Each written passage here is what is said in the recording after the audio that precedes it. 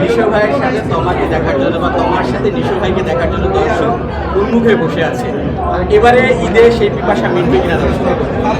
আমি তো উন্মুখ হয়ে বসে আছি নিশো ভাইকে বড় পর্দায় দেখার জন্য, কারণ অনেক দিন হয়ে গেল তাকে বড় পর্দায় দেখা হয় না।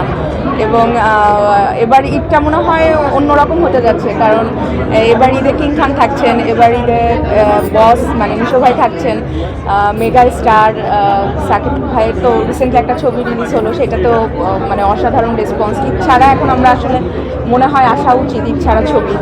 তো তাছাড়া আমি শুনেছি সিয়ামেরও একটি চলচ্চিত্র আসছে। হ্যাঁ, তো এরকম মানে এবার ঈদ তো আমার মনে হয় পুরো জমে ক্ষীর। এবার ঈদ একদম মানে পুরোপুরি জমে যাবে, কারণ এত ভালো ভালো আর্টিস্টের সিনেমা আসছে এবং সেখানে যদি আমার একটা ছবিও আসে, তো আমি মনে হয় সেটা আমার জন্য মানে এক্সট্রা ঈদের থেকেও এক্সট্রা আমেজ একটা তৈরি হবে আমার জন্য, অনেক আনন্দের এবং এটা আমার জন্য অনেক আশীর্বাদের।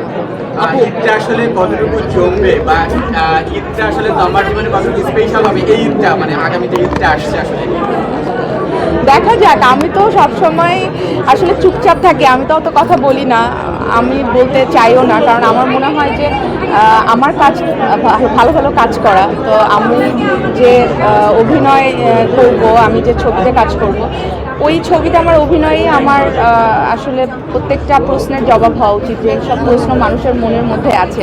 তো আমি শুধু এটাই যে আমি প্রচুর ভালো ভালো কাজ করতে চাই, সেই কাজের জন্য নিজেকে প্রতিনিয়ত ভাঙতে চাই, নিজেকে প্রিপেয়ার করতে চাই, এবং আমার মনে হয় কম কথা বলা ভালো। সো আজকে আর কথা না বলি, বাকি কথা হবে সিনেমা। আপু, একটা বিষয় যদি একটু জানতে চাই, আপনাকে নিয়ে রায়ান রাফিকে নিয়ে সবচেয়ে আলোচনা হচ্ছে এই মাধ্যমে, যদি একটু বলতেন যে কাজ করা হবে কিনা, সামনে দিয়ে রাফি সিনেমা কাজ করা হবে কিনা? কেন হবে না? বাংলাদেশের সব থেকে আলোচিত এবং গুণী নির্মাতার সাথে কেন কাজ হবে না? যদি উনি মনে করেন যে ওনার কোনো প্রজেক্টে উনি আমাকে কাস্ট করবেন, অবশ্যই কাজ হবে। সম্পর্কের বিষয়ে কি বলবেন? কোন সম্পর্ক? রাফির সাথে যে সম্পর্কের গুঞ্জন, মানে গুঞ্জন, এই বিষয়টা কেন? তোমার বিয়ে করছে 2024 সালে। না, বিয়ের আপাতত বিয়ে করছে না, আপাতত 24 তো শেষ। হচ্ছে কি বিয়ে করছে কিনা? না, আপাতত বিয়ের কোনো পরিকল্পনা নেই। আপাতত ওই যে যেটা বললাম, ভালো ভালো কাজ করতে চাই, এটাই। সবাই তো তাই বলছে আপনাকে নিয়ে। কোন বিষয়? রাফি ভাইকে নিয়ে, আপনাকে নিয়ে গুঞ্জনের বিষয়টা। কত ধরনের গুঞ্জন দেখি, এই দেখি সম্পর্ক ভেঙে গেছে। এখন কোনটা নিয়ে কথা বলবো? এটা নিয়ে কথা না বলাই ভালো, কাজ নিয়ে কথা বলি।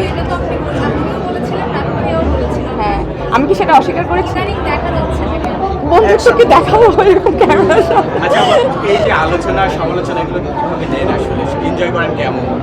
আমার মনে হয় দর্শক আলোচনা সমালোচনা থেকে ভালো কাজ দেখতে চায় আমাদের থেকে, মানে যেমন জার্নালিস্টদের কাছ থেকে ভালো ভালো নিউজ দেখতে চায়, অথেন্টিসিটি দেখতে চায়, সেরকম আমার মনে হয় যে পরিচালকদের কাছ থেকে ভালো একটা ফিল্ম দেখতে চায়, আর্টিস্টদের কাছ থেকে তাদের ভালো অভিনয় দেখতে চায়, এটা আগে দেখতে চায়। এরপরেও যেটা হয়, ব্যক্তিগত জীবন তো সামনে চলেই আসে, এটা তো স্বাভাবিক, যেহেতু আমরা পাবলিক নিয়ে কাজ করি। আমাদের কাজগুলো আসলে মেইন কাজই হলো দর্শকের কাছে আমাদের কাজ পৌঁছে দেওয়া।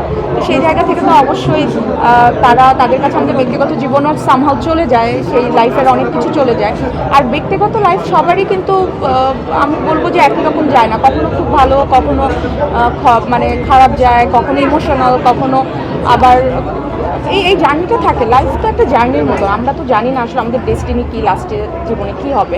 সেই জার্নিতে আপস ডাউন থাকে, বন্ধু আসে, বন্ধু চলে যায়, কিছু বন্ধু থেকে যায়। তো এটাই লাইফ, এখানে আলাদা করে কিছু। সর্বশেষ দর্শকরা আবার কবে তোমার মির্জাকে বড় পর্দায় দেখতে পাবে? এটাই তো দেখি না, ঈদে যদি আসে খুব ভালো হবে। তাহলে আসছে, জানি না, দেখা যাক কি হয়। থ্যাংক ইউ সো মাচ, সবাইকে অসংখ্য ধন্যবাদ। জি।